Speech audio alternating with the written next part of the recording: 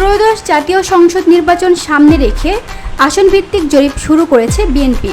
মাঠে রয়েছেন দলের বিশ্বস্ত তিনজন, যারা সজমিনে খোঁজ খবর নিচ্ছেন সম্ভাব্য প্রার্থীদের সম্পর্কে।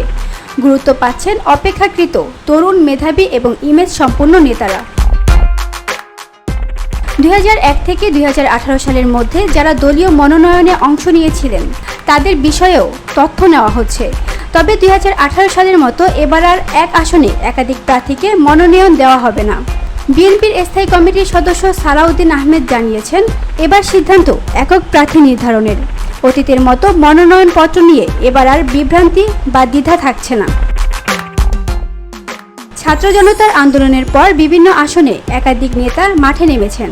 কোথাও কোথাও দেখা দিয়েছে নেতৃত্ব নিয়ে সংঘাত। এই পরিস্থিতি সামাল দিতে দলের শীর্ষ পর্যায় থেকে কিছু নেতাকে দেওয়া হয়েছে সবুজ সংকেত। জানা গেছে, বিএনপির প্রার্থী তালিকা তৈরিতে 2001, 2008 ও 2018 সালের প্রার্থীরাও বিবেচনায় থাকবেন।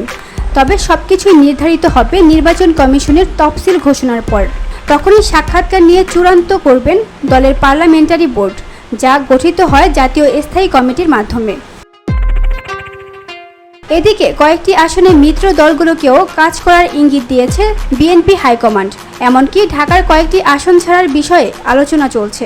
তফসিল ঘোষণার আগেই দল পুনর্গঠনের কাজ শেষ করতে চায় বিএনপি। নেতাদের নির্দেশনা দেওয়া হয়েছে, দল গোছানোর কাজ দ্রুত শেষ করতে হবে। সব মিলিয়ে জাতীয় নির্বাচনের প্রস্তুতিতে এক নতুন গতি এনেছে বিএনপি।